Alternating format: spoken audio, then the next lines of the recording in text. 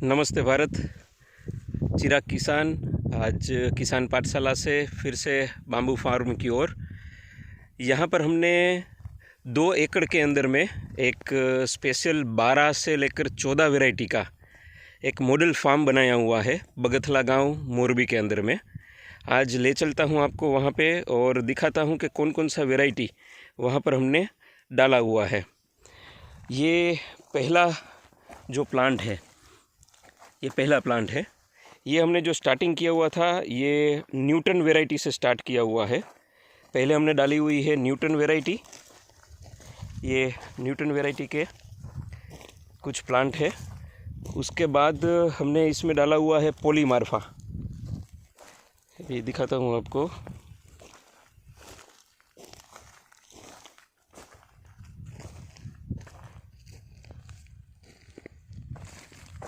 उसके बाद ये वैरायटी आती है तीसरी, ये है पॉलीमार्फा। ये छोटे छोटे जो लीफ है जिसके, ये है पॉलीमार्फा। हाँ, ये है पॉलीमार्फा। ये पॉलीमार्फा वैरायटी है, पतले और छोटे लीफ। उसके बाद आएगा इसके अंदर में पार्लिडो करके एक वैरायटी है। एक मिनट, ये है 6-6-12 पे जाकर ये कंप्लीट होगा।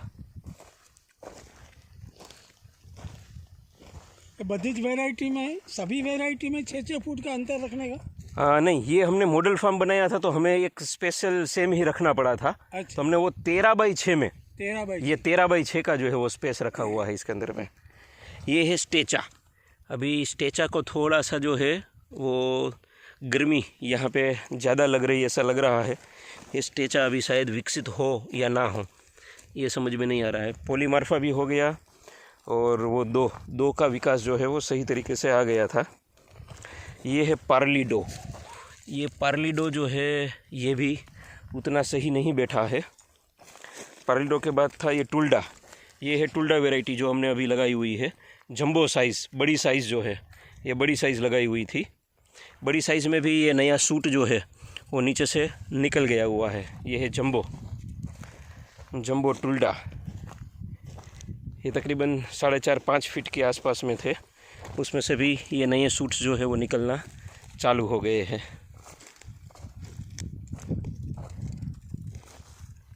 इसके बाद जो वैरायटी हमने लगाई हुई है ये है ग्रीन वल्गरियस। ये ग्रीन वल्गरियस है। इसमें अभी ग्रीन तो है,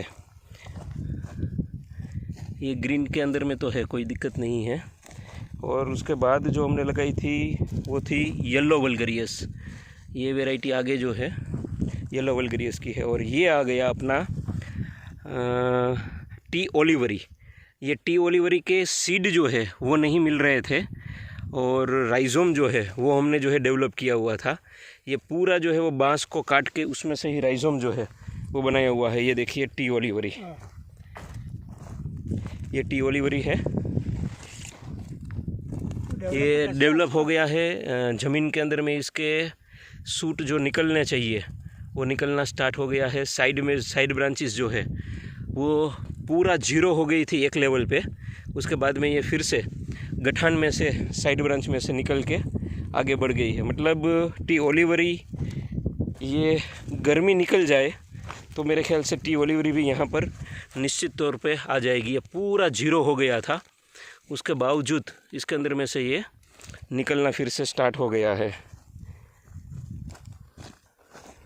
दोनों वल्गरियस डाल दिया, उसके बाद टी ओलिवरी आ गया है। उसके बाद जो है ये छोटू सा जो आएगा ये था गोल्डन। ये गोल्डन वाला है, जो गोल्डन बांस कहते हैं जिसको। पूरा केसरी कलर का, जैसे मैंगो होता है उस टाइप का, मैंगो के टाइप का ये निकलता है।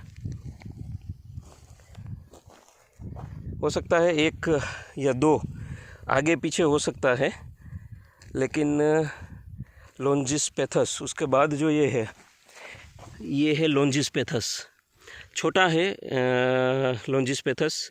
एक्चुअली हमने लिखा हुआ था इसलिए मेरे को याद है कि 3 के बाद क्या है या 4 के बाद क्या है।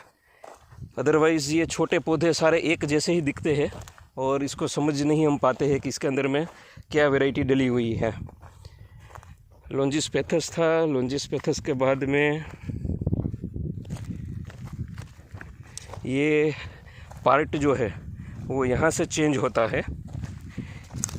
ये एक पूरा अलग से हो गया और उसके बाद यहाँ से जो है ये दूसरा पार्ट स्टार्ट होता है। मैं चेक कर लेता हूँ कौन सा वैरायटी है इसमें। लॉन्जिस्पेथस था और यस, ये जो चल रहा है अभी ये लॉन्जिस्पेथस है। और इसके बाद जो आएगा ये सिक्किमेंसिस आएगा। अभी बारी जो आएगी वो सिक्किमेंसिस की। ये यहाँ पे ये जो है ये सिक्किमेंसिस है, ये सिक्किमेंसिस है। लॉन्जिस्पेथस, उसके बाद सिक्किमेंसिस है और उसके बाद में फिर से आएगा पॉलीमार्फा। बीच में जो अजमा लगाया है वो अजवाइन, हाँ। अजवाइन पूरी लाइन पे आपने लगा हाँ, दिया पूरी था? लाइन पे अजवाइन लगाया है। हाँ। ये अजवाइन इसलिए लगाया है कि अगर कुछ ग्रीनरी को देखकर पशु खाने के लिए भी आते हैं तो अजवाइन को कोई खाता नहीं है। सुगंध से हिसाब से। हाँ, सुगंध के हिसाब से भी, और ये उसके टेस्ट में नहीं बैठता है, ये बताओ, तो उसके कारण जो है ये नहीं खाएगा तो अपना बांस उतना बच जाएगा, प्रोटेक्शन। प्रोटेक्शन हो जाएगा उतना। जी यस, ये फिर से आ गया पॉलीमार्फा। यस, पॉलीमार्फा में भी दो अलग अलग वैरायटी थी, तो वो दोनों वैरायटी लगाई हुई है। उसके बाद ये जो है अपना ये है डी एस्पर, ये डी एस्पर है, ये डी एस्पर लगा हुआ है। और उसके बाद था अपना यहाँ से ये वाला जो है पूरा चला नहीं है, लेकिन मोटा मोटा शायद ये मानुअल हो सकता है। हाँ, मानुअल हो ये मानुअल हो सकता है क्योंकि साइड ब्रांच वगैरह जो है उसी के हिसाब से निकला हुआ है। ये DSL का पन्ना बड़ा होता है। यस, ये वही लग रहा है जी। और दूसरा एक था मल्टी वैरायटी, ये शायद हो सकता है, मैं कंफर्म नहीं हूँ इसके बारे में, लेकिन ये मल्टी वैरायटी हो सकता है। और उसी तरीके से दूसरे टुल्डा के ही दो अलग अलग चीज़ें थी। टुल्डा के अंदर में जैसे 3 वैरायटी है, तो उसमें से ये वैरायटी जो है टुल्डा में ये रूटिंग वैरायटी हुई जिसमें साइड ब्रांच कम आता है, ये वो वाली वैरायटी हुई बिल्कुल जो सीधा चला जो सीधा जाता है। और हाँ, सीधा जाता है वो वाला टुल्डा जिसमें साइड ब्रांच कम आएगा। दूसरा टुल्डा भी होगा और दूसरा मानवेल भी होगा इसके अंदर में। जो बायोमास वाला टुल्डा जो है वो भी हमने वैरायटी डाली हुई थी पीछे की तरफ में।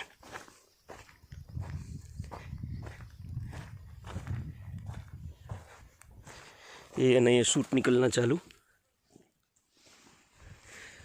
टुल्डा के अंदर में 2 वैरायटी हमने टुल्डा की डाली हुई थी, और मानवेल जो है उसमें भी 2 वैरायटी आती है, एक बायोमास वाली वैरायटी और एक आती है जो सीधा जाता है मानवेल, वो वैरायटी।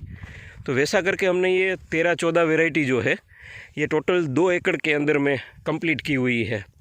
अभी जस्ट छोटे हैं, लीफ भी एक जैसे ही दिख रहे हैं। ये 3 महीने हुए ना? हाँ, 3 महीने ही हुआ है, अभी नया सूट निकलना जस्ट स्टार्ट हुआ है। हाँ। ये तो हमने गिनती की थी कि कितने कितने प्लांट डाले हुए हैं, तो उसके हिसाब से सिर्फ समझ में आए हमें। ऐसे तो मोर्टलिटी दिखती नहीं है जी, मोर्टालिटी नहीं है। मोर्टालिटी जो है वो 1 से 1.5% के आसपास में तो शायद हो तो टोटल मोर्टालिटी जो है, वो भी कहीं हमने जो लगाने में कोई गलती कर दी है। कोई पौधा पहले से ही एक साथ में पॉलीथीन निकाल दी हो सकता और वो धूप में पड़ा रहा या तो पानी में भिगोया हुआ पड़ा रहा। है। लेबर के हिसाब से भी प्रॉब्लम रहता है ना। हाँ, थोड़ा बहुत वो रहता है प्लस माइनस। ट्रांसपोर्टेशन में जब मटेरियल लाए तब एक दूसरे के साथ में झटके लगे, या तो निकालते उतारते समय में कहीं तकलीफ हुई, उस तरीके से।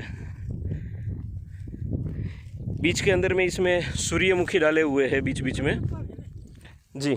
हाँ, ये तो घास है, खपतवारी है जी।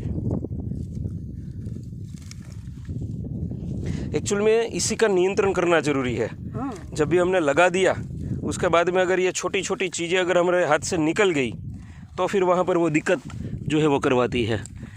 आज छोटा सा है, फिर धीरे धीरे बढ़ता जाएगा उसी का।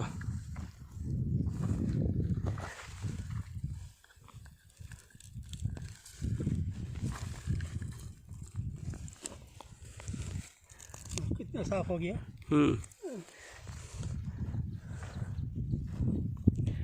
इसी तरीके से आप लोग भी अपने फार्म के अंदर में जहाँ पर भी बाम्बू लगा रहे हैं, चाहे वो सिर्फ बाउंड्री में है, चाहे 1 एकड़ में है, चाहे 10 एकड़ में लगा रहे हैं, वहाँ पर 5-5 पौधे, 10-10 पौधे, 20-20 पौधे अलग अलग वैरायटी के लगा सकते हैं, ताकि पूरे भारत में या पूरे गुजरात के अंदर में जहाँ पर भी आपका फार्म है वहाँ के लोकालिटी के हिसाब से स्पीसीज़ का पता चलने लगे कि वो वहाँ के आबोहवा और पानी के हिसाब से हो पाएगा या नहीं हो पाएगा। और ये आपकी या मेरी जवाबदारी नहीं है, ये हम सब की ज़रूरत है और हम सब ही इसी ज़रूरत को इसी पैमाने पे पूरा कर सकते हैं।